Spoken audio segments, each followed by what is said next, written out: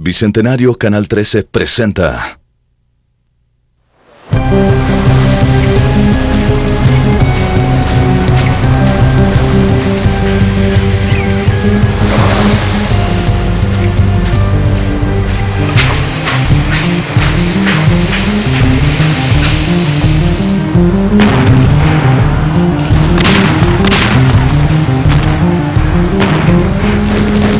Héroes, las batallas.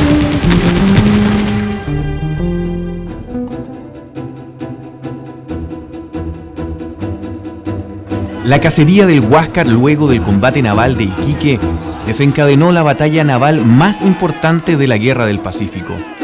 Pero a pesar de su trascendencia estratégica dentro de este conflicto, es uno de los hechos bélicos más desconocidos de nuestra historia. Fue un enfrentamiento de dos tecnologías navales diferentes que hicieron evolucionar a la Marina del mundo. Es la batalla naval de Angamos, aquella que le dio a Chile el dominio del mar.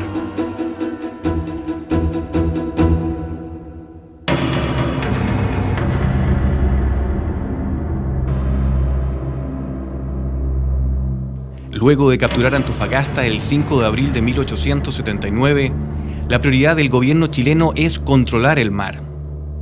El jefe de la escuadra, Juan Williams Rebolledo, decide bloquear Iquique, pero desde La Moneda le insisten en atacar a la flota peruana. Después de un mes de órdenes y contraórdenes, finalmente Rebolledo se decidió a atacar el puerto de Callao y dejó dos buques de poca importancia bloqueando el puerto peruano de Iquique. Eran la corbeta Esmeralda y la cañonera Covadonga. Esa tardía decisión, sin quererlo, produjo un cambio notable en el curso de la guerra. Los dos combates navales ocurridos en ese momento tuvieron varios y poderosos impactos que eran poco previsibles, considerando las fuerzas que allí se reunieron. Lo primero es que Chile, con todo en su contra, ganó el combate.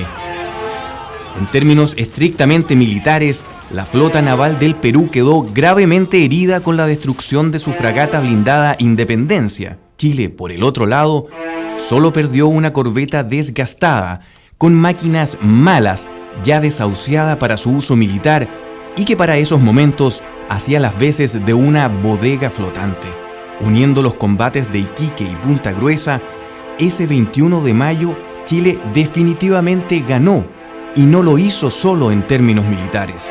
Quienes se encontraban reacios a esta lejana guerra se motivaron al conocer los actos heroicos ocurridos en Iquique. El pueblo, que no estaba tan convencido en esta guerra del salitre, sintió que se podía ganar si se imitaba a sus nuevos héroes, y muchos quisieron hacerlo. Los cantones de reclutamiento comenzaron a llenarse. Los ejemplos de Prat, Serrano, Riquelme, Aldea y Condel motivaron a los hombres y mujeres a participar en el conflicto. En Iquique, los marinos de Chile habían demostrado las dos actitudes que se necesitaban para ganar la guerra. La jornada del 21 de mayo de 1879 tuvo la gran virtud de ser una conjunción realmente extraordinaria, providencial, digna del mejor de los dramas, que tuvo la virtud de galvanizar al pueblo chileno para la consecución del conflicto que está aún por venir. Pero además resaltó de sobremanera la vigencia del factor humano en este tipo de guerra. Cito a un par de autores extranjeros que se refieren específicamente a la guerra del Pacífico y destacan que la importancia de las decisiones tomadas por un solo hombre, por el general, el comandante de un navío, podía tener consecuencias para el desarrollo de una acción naval o incluso consecuencias para el desarrollo de una guerra en su conjunto. Ellos lo dicen específicamente refiriéndose a las decisiones tomadas por Prat y Condel en Iquique y Punta Gruesa respectivamente. Pero no todo podía depender de aquel entusiasmo. Para ganar la guerra no se podía seguir improvisando. De hecho, los buenos resultados del 21 de mayo habían sido un golpe de suerte para Chile.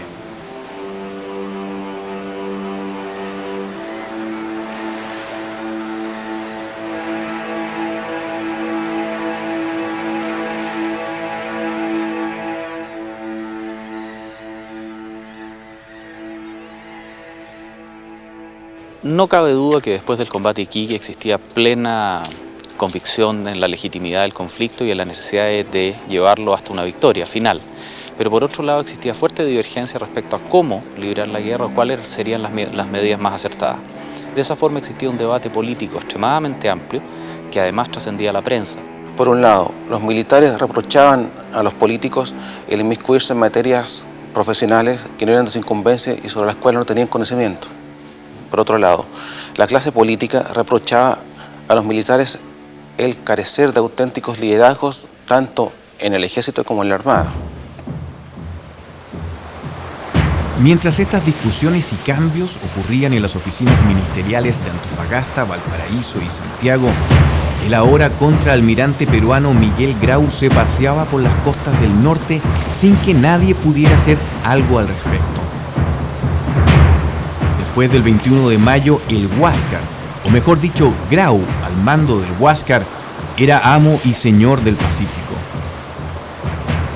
Las destrezas del almirante Grau entorpecían los planes chilenos de invasión. Aunque tenía menos poder militar, Grau no guardó a sus naves, muy por el contrario, contando siempre con las corbetas que le quedaban, salió a hostilizar a los chilenos aunque estuviera en clara desventaja. Buscando debilitar a Chile como se pudiera, la corbeta Unión llegó hasta Punta Arenas, buscando cargueros chilenos que atacar. Y el Huáscar se paseó por Tongoy. Bueno, profesionalmente su talento es indiscutible. Lo demostró en repetidas ocasiones, en el segundo combate de Iquique, en las entradas nocturnas a puertos, el forzamiento usando la furtividad de su buque, aprovechando de esconderse y desplazarse entre los buques neutrales sin ningún tipo de las radioayudas o ayudas a la navegación existentes en el día de hoy. Claramente fue un oficial particularmente destacado. La proverbial caballerosidad o hidalguía del almirante Grau es seriamente cuestionada por el que fue corresponsal en campaña del Mercurio de Valparaíso en la Guerra del Pacífico, Eloy Caviedes, quien es además autor del relato más completo que existe del combate de Iquique. Él señala específicamente que Grau se ensañó con la Esmeralda al espolonearla por tercera vez en circunstancias que el buque ya se estaba hundiendo después del segundo espolonazo del Huáscar, por lo tanto el tercero fue completamente inútil. La caballerosidad de Grau, en términos de la forma en que libraba o llevaba a cabo la guerra, es algo que está más allá de la discusión. El hombre claramente se atenía a las reglas de la guerra del período y de eso hay pruebas y testimonios historiográficos concretos. Digamos. El comportamiento con la viuda del comandante Prat y el tema, la forma en la cual manejaba prisioneros y náufragos, etcétera, siempre y de manera constante confirman esa situación.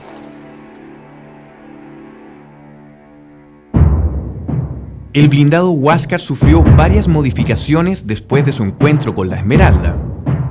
A pesar de la debilidad de su adversario en ese combate, el Huáscar recibió bastante castigo de artillería y fusilería. Pero lo que más lo perjudicó fueron justamente los espolonazos con que hundió a la corbeta chilena.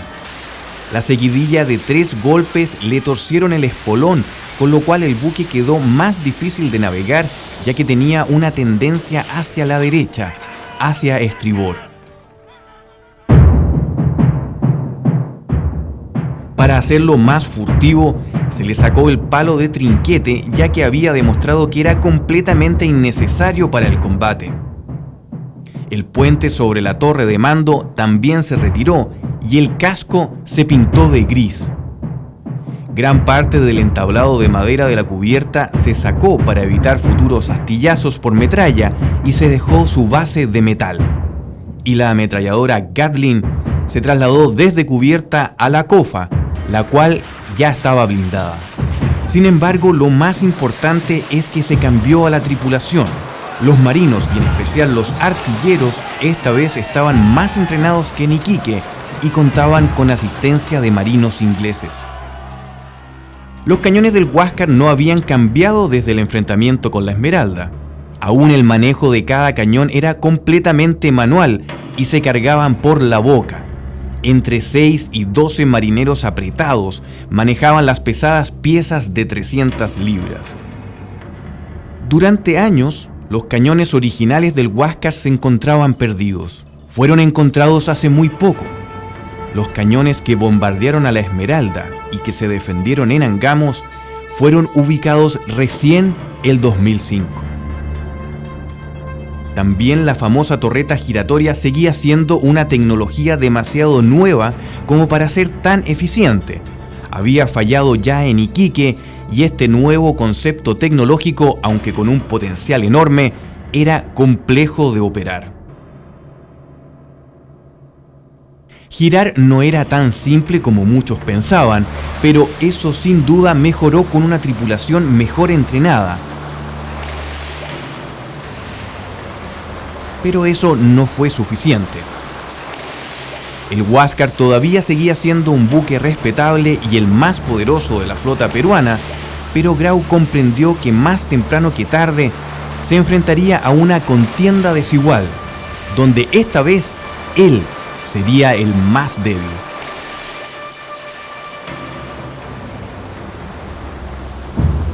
Luego del 21 de mayo, la maquinaria naval peruana, ya en desventaja, comenzó a bombardear puertos, trató de cortar las comunicaciones